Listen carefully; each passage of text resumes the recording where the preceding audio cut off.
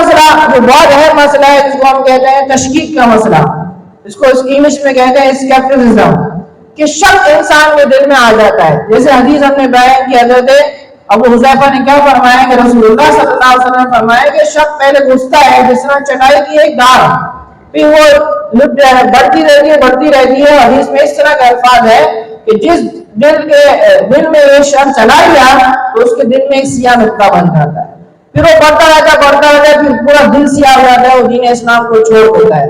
اب کیا ہے بھائی، شک ہمارے لوگوں کے دلوں کے اندر کس طرح ڈالا جا رہا ہے کہ ہمارے لوگ ہر چیز کو شک کی نگاہ سے دیکھتے ہیں. مولوی نے یہ تقریر کیوں کر دی، یہ حدیث ہے کہ نہیں ہے، یہ بات قرآن سے ثابت ہے کہ نہیں ہے، یہ جو ہمارے سامنے جو ہے پڑھایا جا رہا ہے بتایا جا رہا ہے یہ ٹھیک ہے کہ نہیں ہے. پہلے ہمیں فقہ پہ شک ہوتا ہے، پھر علماء پہ شک ہوتا ہے، پھر اس کے بعد حدیث پہ شک ہونا شروع ہو جاتا ہے، اور آہستہ آہستہ لوگوں سے چلے جاتے ہیں. اس میں بھی اصل وجہ کیا ہے کہ ہم نے دین کو پڑھا ہی نہیں. اب ایک شخص ہے مجھے آ کے بتاتا ہے بھائی کہ میرا دوست تو مولد ہو گیا، بھائی وہ تو دین اسلام کو چھوڑ کے چلا گیا. کیوں چھوڑ کے چلا گیا؟ اس نے دیکھا کہ حدیث شریف میں لکھا ہوا ہے کہ اللہ سبحانہ و تعالیٰ جو ہے رات کے آخری پہر آسمانی دنیا میں تشریف لاتے ہیں، پھر اس کے بعد اعلان کرتے ہیں کوئی مانگنے والا تو مانگے، کوئی جو ہے شفا مانگنے والا تو شفا مانگے. تو اس نے کہا یہ کیسے ہو سکتا ہے کہ اللہ تعالیٰ نیچے ہے، اللہ تعالیٰ تو جسمانی سے پاک ہے. جب حدیث کے اندر اس طرح کے جوڑ ہے کہ حدیث غلط ہے، اس کا مطلب اسلامی غلط ہے. اب اس کے اندر مسئلہ کیا ہے؟ اس کے دل میں یہ شک گیا، اس نے چند ایک دو کتابیں پڑھ لی تو سمجھا کہ میں نے پورے اسلام کی تحقیق کر لی، اور اپنی جہالت کو نہ مانتے ہوئے سمجھتا ہے کہ میں بڑا عالم ہوں.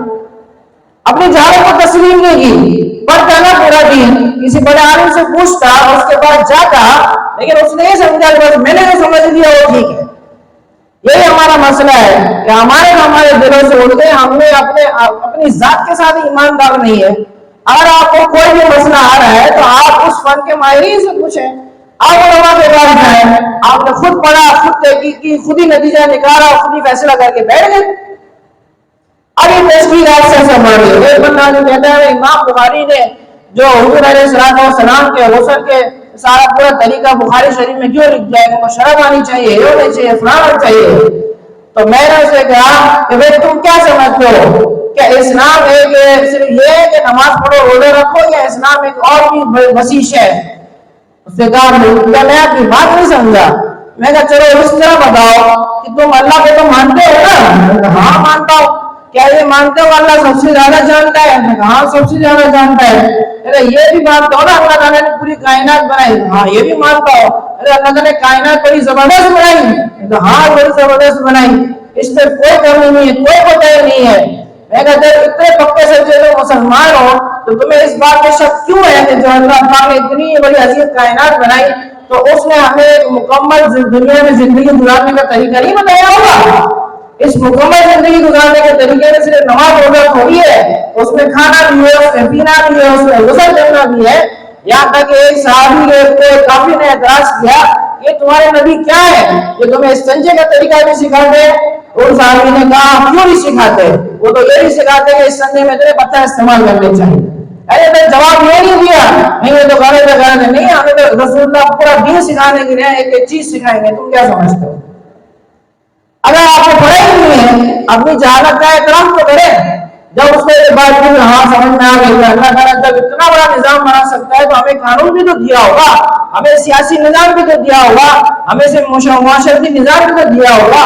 اب ہمارے نوجوان ایسے ہو گئے وہ کہتے ہیں اللہ تعالیٰ ہے تو صحیح لیکن اس نے سیاسی نظام ہمیں صحیح نہیں دیا، اس نے معاشرتی نظام صحیح نہیں دیا، ہمیں انگریزوں کے نظام کو ماننا چاہیے. ابھی جو ہے مولانا صاحب تقریر کر رہے تھے یہ ہے تو کیا ہے، انہوں نے ایک پلان بنایا ہوا ہے کہ آپ لوگوں کو بیائی کی طرف لگائے. جب ایک نوجوان کے دل میں بیائی رہی، اس کے دماغ میں بیکار کام ہوں گے تو وہ کیا کام کرے گا؟ وہ دین اسلام کا اپنی ذات کے لیے مخلص نہیں بنے گا. پھر اس کے بعد ایک بہت بڑا معاملہ کیا جاتا ہے کہ تاکہ لوگ دین بیزار اور علماء سے نفرت دلانا. علماء ہیں، مدارس ہیں، مساجد ہیں، اس سے نفرت دلانے کی باقاعدہ پلان کام کیا جاتا ہے. میں تحقیق کے ساتھ بات کرتا ہوں، ایسے نہیں کہ ہوائی فائر کر دو.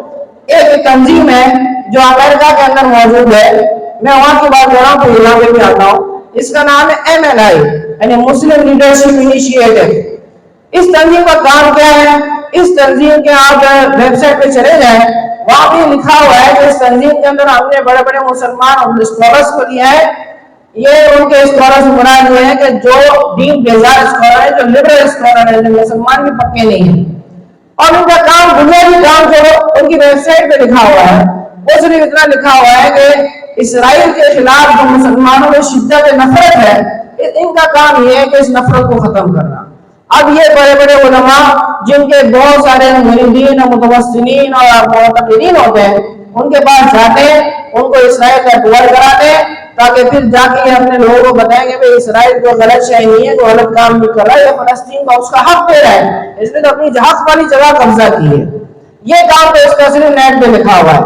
لیکن اب دوسرا کام جو یہ کرنا شروع کیا ہے انہوں نے، وہ یہ کام ہے کہ انہوں نے 600 علماء کی لسٹ بنائی ہے جو صرف ساؤتھ امریکہ اور نارتھ امریکہ میں کام کرتے ہیں. وہ کسی بھی مسلک سے تعلق ہے، ان کو مسلک سے کوئی پرواہ نہیں، ان کو صرف اسلام کے دشمن ہے. ان کی 600 علماء کی لسٹ بنائی ہے، اور اس 600 علماء میں سے ابھی تک تقریباً 100 علماء کے اوپر انہوں نے ہاتھ ڈالا ہے. اور اس میں کام یہ ہے کہ ان علماء کے کردار کو ہمیں داغدار بنانا ہے، ان علماء کی ریپوٹیشن خراب کرنی ہے، کیونکہ یہ وہ 600 علماء ہیں جن کے اوپر ہمارے بکے اسکالرز، مسلم اسکالرز، انہوں نے محنت کی کہ ان کو اسرائیل بلائیں، لیکن یہ اسرائیل نہیں ہے. انہوں نے کہا ہم اپنا ایمان نہیں بیچیں گے چند پیسوں کے عوض. لہٰذا اب ان کو دوسری ہماری پلان بھی یہ ہے کہ اب ان کو ہم کردار کو داغدار کریں گے. لہٰذا ان 600 علماء سے 100 علماء کے کردار کو داغدار کرنے کے لیے کسی کے اوپر جو ہے سیکشل ہراسمنٹ کا یعنی زنا کا الزام لگا دیا، کسی کے اوپر پیسے چوری کرنے کا الزام لگا دیا، کسی کے اوپر قتل کا الزام لگوا دیا، اور باقاعدہ اس طرح ویڈیو وائرل کرتی گئی کہ لوگ سمجھتے ہیں واقعی میں وہی ہے. حالانکہ انہوں نے وہ کام کیا تک نہیں ہے، وہ اس کے قریب پہنچے بھی نہیں ہے. لیکن آج کے اس ٹیکنالوجی کے دور میں تو مشکل نہیں ہے اس طرح کی ویڈیو بنانا، اور ان کو پروپیگنڈا کیا. اس طرح کیا ہوا، ان کے جو مریدین، معتقدین، متوسطین تھے وہ ان سے دور ہو گئے.